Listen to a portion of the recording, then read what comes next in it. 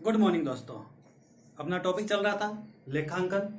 लेखांकन में हमने उसकी परिभाषा, अर्थ, प्रकार, विशेषता और उद्देश्य, इनका अपन ने अध्ययन कर लिया था।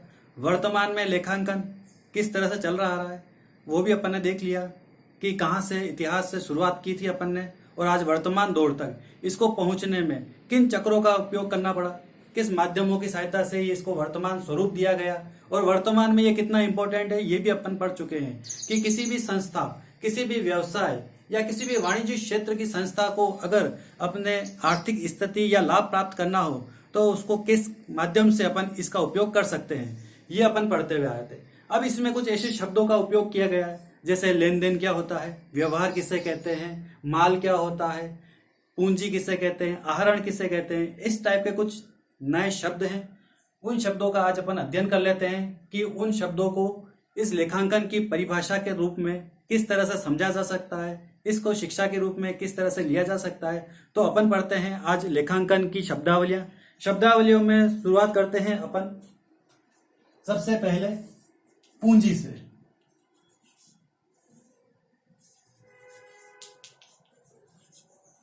पूंजी पूंजी होती क्या है? किसी भी प्रकार के व्यवसाय को शुरू करने के लिए प्रारंभिक रूप से स्वामी द्वारा जो लगाई गई निवेश होता है उसे अपन पूंजी के रूप में पढ़ा जाता है। जैसे राम ने 50,000 रुपए लगाकर व्यापार प्रारंभ किया।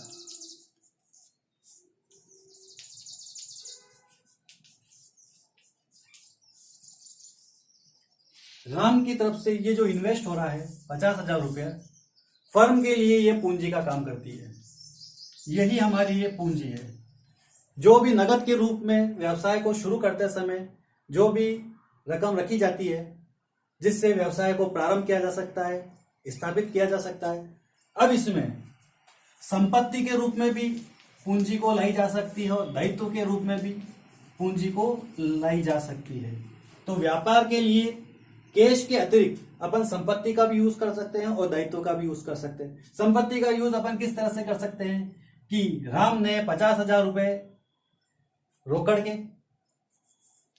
50,000 रुपए का भवन, फर्नीचर के साथ में व्यापार प्रारंभ किया। तो यह व्यवसाय के लिए क्या होता है, यह पूंजी का काम करता है। इसे अपन कैपिटल बोलते हैं। दायित्व के रूप में लेनदार से अपन ने कुछ उधार लिया, जैसे 1,00,000 रुपए अपन ने उधार लिए। बैंक के मार्फत अपन ने कुछ रकम ली, तो ये उनके लेनदार है, हमारे को इनको पूंजी लौटानी है। तो ये इन सभी चीजों के साथ में अपन ने जो व्यवसाय प्रारंभ किया है यही कहलाती है व्यवसाय के लिए पूंजी। इसके बाद में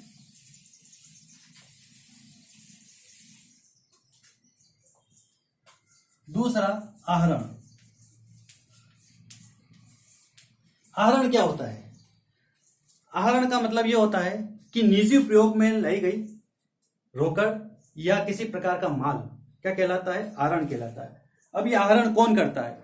तो जो व्यापार या व्यवसाय का जो स्वामी होता है, स्वामी द्वारा निजी उपयोग के लिए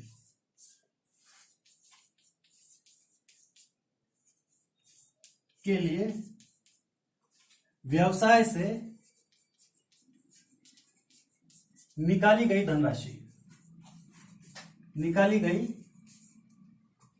धनराशि या माल क्या कहलाता है? हमारे लिए आहरण कहलाता है। जैसे राम ने अपने पुत्र रमेश की स्कूल फीस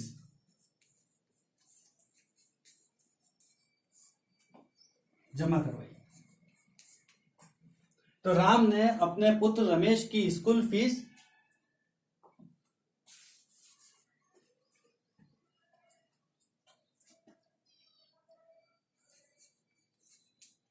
व्यापार से रकम निकाल करके जमा करवाई।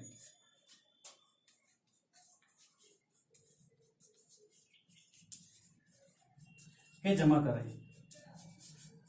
तो इस तरह से अपने निजी उपयोग के लिए किसी भी प्रकार की धनराशि अगर व्यापार या व्यवसाय में से निकाली जाती है, वह कहलाती है आरण। इसका उपयोग कैसे किया जा सकता है, इसका लेखांकन कैसे किया जा सकता है, तो इसका लेखांकन हम आने वाले सवालों में करेंगे। बस अपने परिभाषा के रूप में यही है कि स्वामी द्वारा निजी प्रयोग के लिए जो भी व्यवसाय से धनराशि निकाली जाती है उसे अपन क्या कहते हैं, आरण कहते हैं। फिर उसके बाद में तीसरा, लेन देन क्या होता है। व्यवसाय के स्वामी द्वारा किसी भी प्रकार का व्यवहार किया जा सकता है। व्यवहार कैसे किया जा सकता है, जैसे माल का क्रय किया, माल का विक्रय किया, किसी से उधार माल क्रय किया, किसी से उधार माल विक्रय किया, या किसी को सैलरी चुकाई, वेजेज दिया। तो इस तरह का किसी भी प्रकार का लेन देन होता है तो वह लेखांकन की भाषा में उसे लेखांकन में लेन देन या किसी प्रकार का व्यवहार बोला जाता है। चौथा,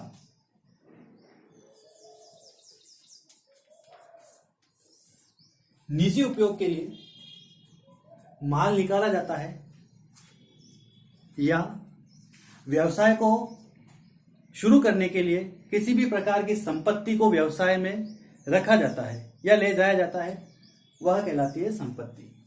अब ये संपत्ति किस किस रूप में होती है, तो हम ये कह सकते हैं कि जब व्यापार कंटिन्यू चल रहा हो, गोइंग कॉन्सेप्ट पर आधारित होता है, तब इन संपत्तियों को अपन कुछ भागों में डिवाइड कर सकते हैं। कौन सी संपत्तियां होती है, दीर्घकालीन या अल्पकालीन संपत्ति। अब इसमें भी दीर्घकालीन संपत्तियों में कोई स्थायी संपत्ति होती है, कोई अस्थायी संपत्ति होती है,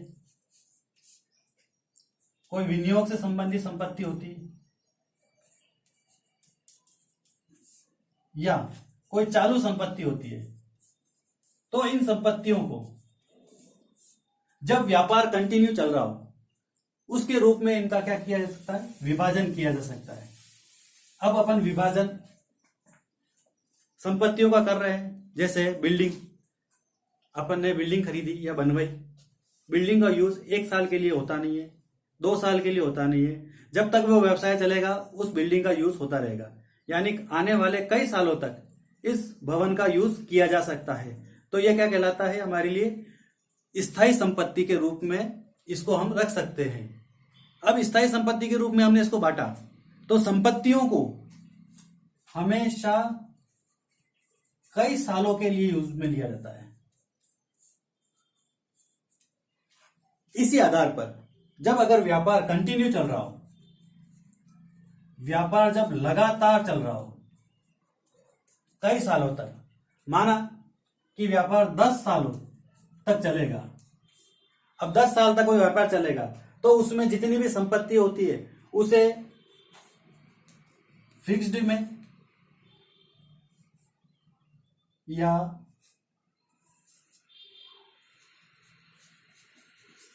करंट में या नॉन फिक्स्ड में हम उसे बांट सकते हैं। तो जिस तरह से हमने संपत्तियों को बांट रहे हैं उसी तरह से व्यवसाय में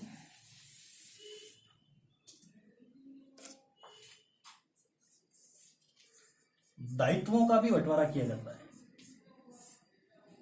अब दायित्व कौन कौन से होते हैं, जैसे हमने बताया कि व्यापार जब कंटिन्यू चल रहा होता है तो संपत्ति को जिस तरह से बांटा जाता है उसी प्रकार से दायित्वों को भी बांटा जाता है। दायित्व दीर्घकालीन भी होते हैं, अल्पकालीन भी होते हैं और चालू दायित्व भी होते हैं।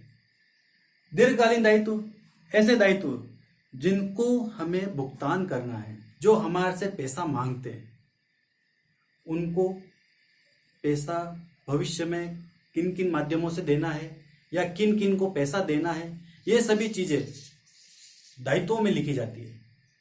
जैसे बैंक से हमने ऋण लिया तो ऋण किन किन माध्यमों से चुकाना है, किसी भी प्रकार के क्रेडिटर अपने लेनदार है उनको अपने को चुकाना है, या अपन ने शेयर कैपिटल, डिबेंचर, इसी तरह से कुछ लॉन्ग टर्म लाइबिलिटीज होती है, शॉर्ट टर्म लाइबिलिटी होती है, उनमें बांटा जाता है। तो इस तरह से दायित्वों का भी क्या किया जा सकता है, विभाजन किया जा सकता है। छठा नंबर का टॉपिक है हमारा देनदार। देनदार क्या होते हैं? देनदार होते हैं डेप्टर्स।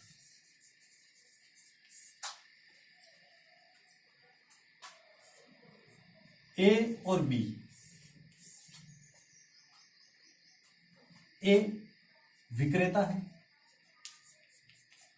बी क्रेता है। माल को उधार बेचता है ए। किसको बेचा उसने? बी को बेचा। अब बी ने उधार माल क्रय किया है, तो इसे भविष्य में क्या करना पड़ेगा? उसका भुगतान करना पड़ेगा भविष्य में। तो भविष्य में भुगतान करना पड़ेगा। तो ए के लिए बी देनदार हुआ,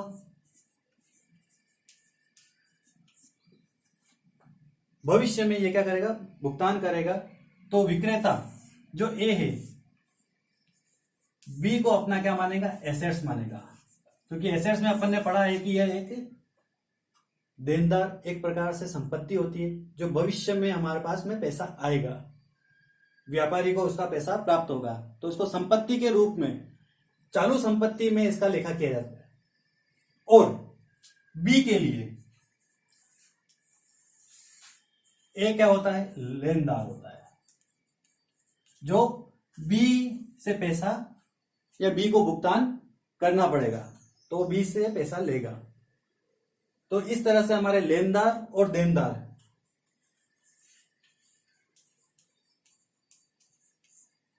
दोनों होते हैं।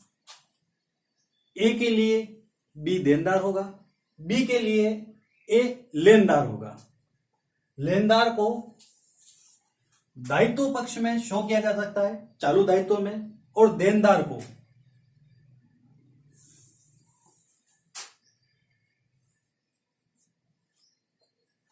एसेट्स पक्ष में शो किया जा सकता है।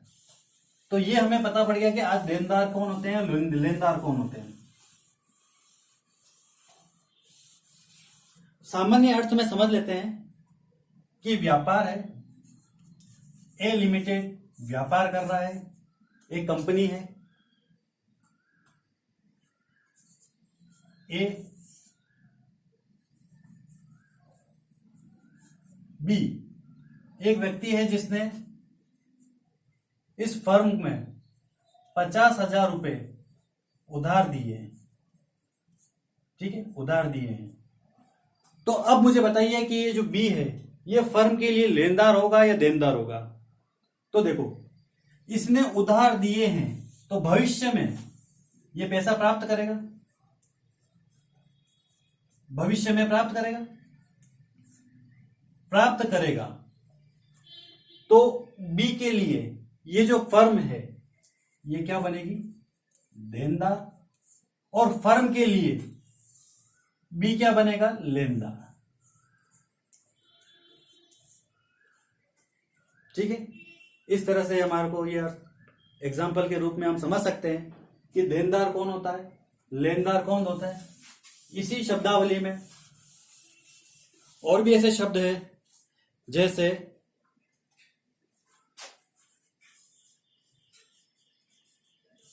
क्रय। क्रय क्या होता है? तो हम ये जानते हैं कि माल को क्रय करना, खरीदना ही क्रय कहलाता है। अब इसमें उधार भी क्रय हो रहा है, नकद भी क्रय हो रहा है। माल को खरीदना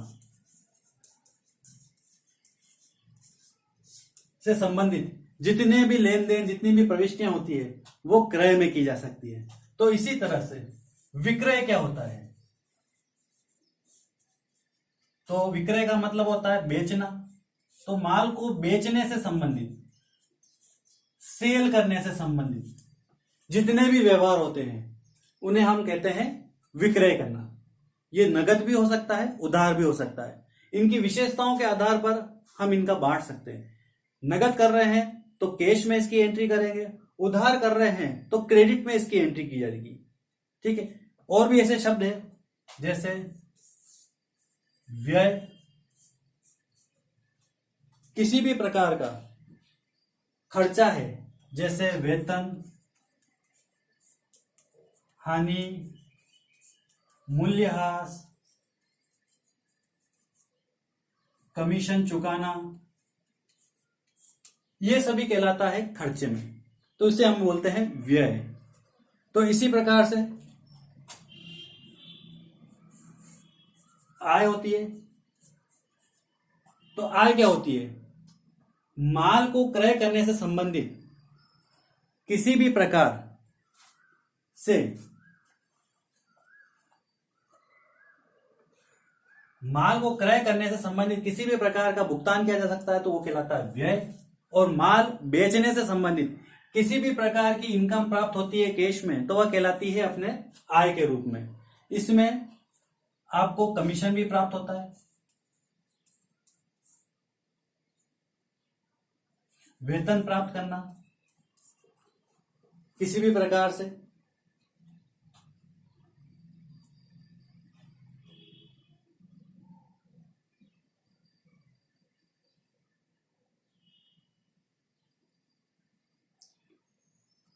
इसमें और शब्दों में शामिल किया जा सकता है लाभ और हानि।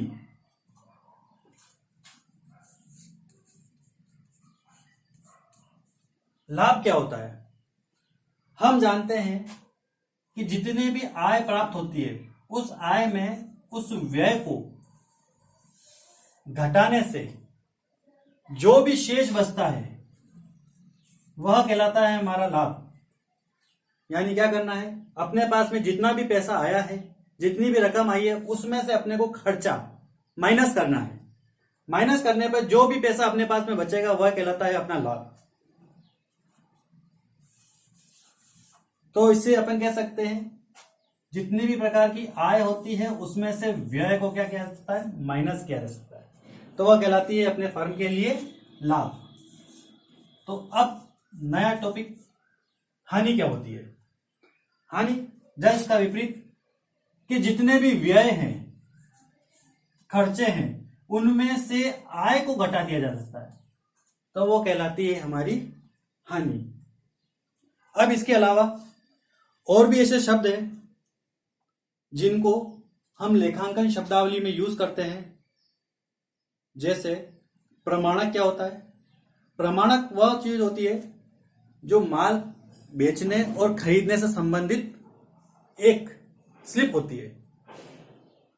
खरीदने से संबंधित जैसे अपन माल को खरीद के लेके आ रहे हैं, अगर अपन नगद में खरीद के लेके आ रहे हैं तो वो एक कैश मेमो फाड़ता है, एक प्रमाणक फाड़ता है। और अगर अपन उधार लेकर के आ रहे हैं तो वो एक बीजक के रूप में उसको स्लिप को कंप्लीट करता है।